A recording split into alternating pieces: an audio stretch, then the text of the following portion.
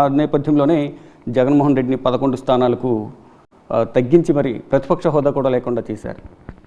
నేను చెప్పాను కదా, ప్రజలు ఆశించిన స్థాయిలో వారి కోరిక మేరకు ఆ దిశగా పరిపాలనాపరమైన నిర్ణయాలు జరగలేదనేటువంటిదే ఇక్కడ అంశం. సంక్షేమ కార్యక్రమాలు ఒకటే కాదు, దానికి అనుగుణంగానే డెవలప్మెంటు ఇతర యాక్టివిటీస్లో కూడా ఉండాలనే దాన్ని ఆలోచన చేయడం జరిగింది. సరే, రాజకీయపరమైనటువంటి కక్షలు సాధింపులు అంటారా, జనరల్గా ఎవరు అధికారంలో ఉన్నా కానీ అనుకున్నటువంటి పరిస్థితులు బట్టి కొన్ని నిర్ణయాలు జరుగుతుంది, దాన్ని ఎవరు కూడా మనకు కాదనేది లేదు. కానీ రాజకీయ కక్ష సాధింపు అనేది కామన్గా ఉంటుంది, కానీ శృతి మించి మరి రాజకీయంగా వేధింపులకు గురి చేశారు జగన్మోహన్ రెడ్డి.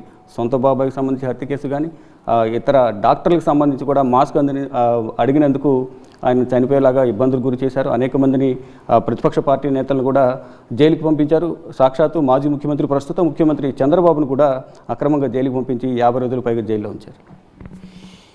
చెప్పాను కదా, అప్పుడున్న పరిస్థితిని బట్టి వాళ్ళు కొన్ని నిర్ణయాలు తీసుకున్నప్పుడు కూడాను రాజకీయ కక్ష సాధింపులు అనేటువంటిది ఎవరు కూడాను స్వాగతించదగినటువంటి అంశం కానే కాదు. అలాంటి పరిస్థితుల్లో మేము ఆ రోజు కూడా చెప్పాము, మరి ఎంతో రాజకీయ అనుభవం ఉన్నటువంటి చంద్రబాబు నాయుడు గారిని అరెస్ట్ చేయడం అనేటువంటిది సరైన పద్ధతి కాదనేది కూడా మేము కామెంట్ చేయడం కూడా జరిగింది. ఏదైనప్పుడు కూడా ఈ కక్ష సాధింపు నాకు అధికారం ఉంది కాబట్టి నేను సాధిస్తాను, నీకు అధికారం ఉంది కాబట్టి నువ్వు సాధిస్తున్నావు అని చెప్పి నేను నిర్ణయం ప్రజాస్వామ్య వ్యవస్థలో ఎప్పుడూ స్వాగతించదగింది కానే కాదు.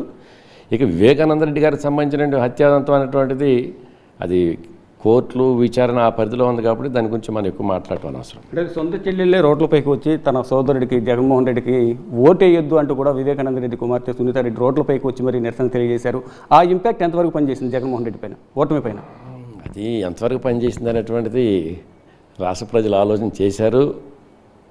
చెల్లెలు ఇద్దరు కూడా రోడ్డు మీదకి వచ్చి మా అన్నకు ఓటేయొద్దని చెప్పి అనే దాంట్లో వాళ్ళ కుటుంబపరమైన అంశాలు, వ్యక్తిగత అంశాలు, అనేక అంశాలు దాంట్లో ముడిపడి ఉన్నాయి కాబట్టి వాటి గురించి ప్రస్తుతం మనకు ప్రస్తుతం దాదాపు వైసీపీ రాజ్యసభ మొత్తం ఖాళీ కాబోతోంది. 1-2 మినహా వైవి సుబ్బారెడ్డి, విజయసాయిరెడ్డి తప్ప మిగతా వారందరూ టీడీపీ లేదా జనసేన, బీజేపీలకు వెళ్ళబోతున్నారు. ఎంతమంది 3 పార్టీల్లో జాయిన్ కాబోతున్నారు? మీతో పాటు ఇంకెవరు టీడీపీలకు రాబోతున్నారు?